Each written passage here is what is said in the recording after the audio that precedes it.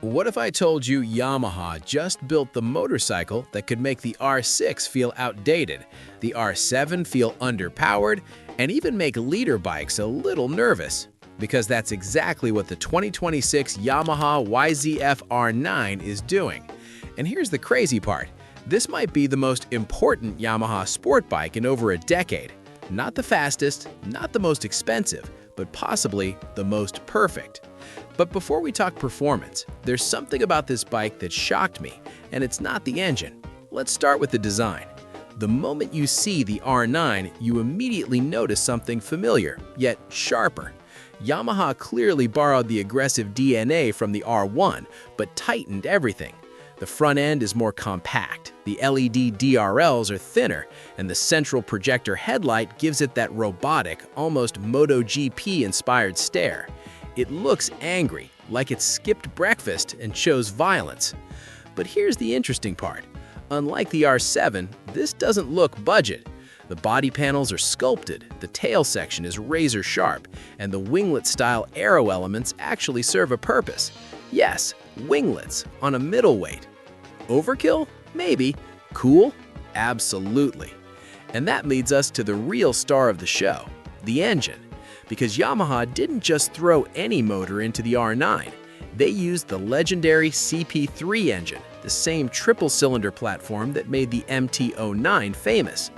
We're talking roughly 890cc, around 117 horsepower, and a torque curve that feels like it starts yesterday and never ends. And if you've ever ridden a triple, you know what that means. It's not screaming like a four-cylinder, it's not thumping like a twin. It's this perfect in-between punch that just pulls and pulls and pulls. Imagine exiting a corner, rolling on the throttle, and instead of waiting for power, it's already there. No drama, no hesitation, just instant shove. But here's the twist. Yamaha didn't just drop the MT-09 engine and call it a day.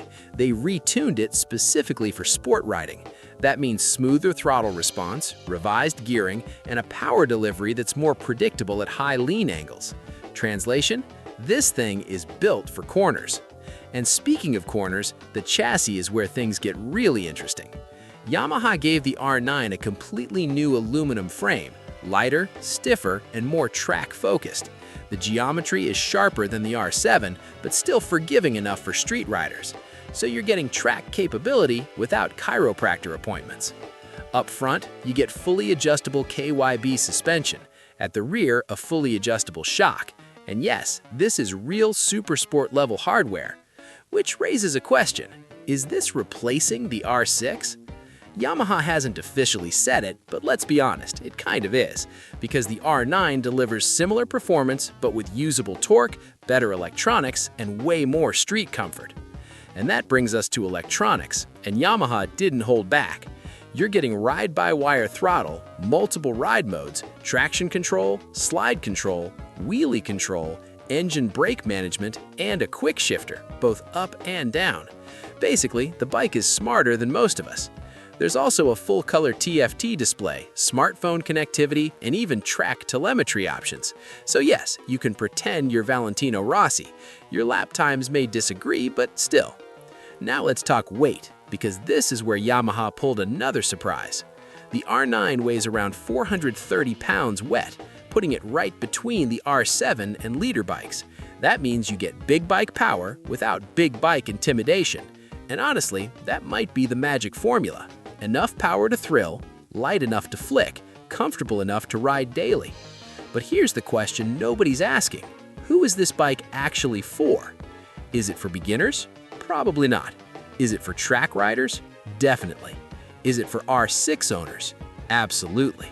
But the real audience might be riders who outgrew the R7 but don't want leader bike insanity.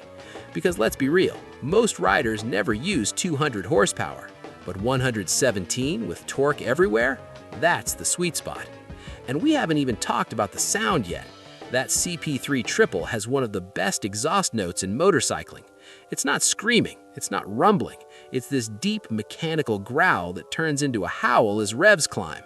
It sounds fast, even when you're not. Which is important because sometimes we just want to feel fast. Now let's talk pricing, because this could make or break the R9. Yamaha is expected to price it around the mid-$12,000 range in the US, and if that holds true, this becomes incredibly competitive. Cheaper than most leader bikes, more powerful than the R7, more usable than Supersport 600s. Basically, Yamaha just filled the biggest gap in the market. But there's one final thing. The R9 isn't just another motorcycle. It's Yamaha redefining what a supersport should be. Not peak horsepower, not screaming red lines, but usable performance, smart electronics, and real-world speed. And honestly, that might be the future of sport bikes. So the real question is the Yamaha R9 the new king of middleweight sport bikes? Or is this just hype? Because on paper, it looks nearly perfect, but specs don't tell the full story. And that's exactly why, in the next video, we break down how the R9 compares directly against the Ducati Supersport GSX-8R and the Ninja ZX-600, and the results might surprise you. So if you want to see which bike actually wins, click the video on your screen right now. And if you enjoyed this review, there's a full playlist of the latest motorcycle launches waiting for you. This is Moto Metrics, and I'll see you in the next ride.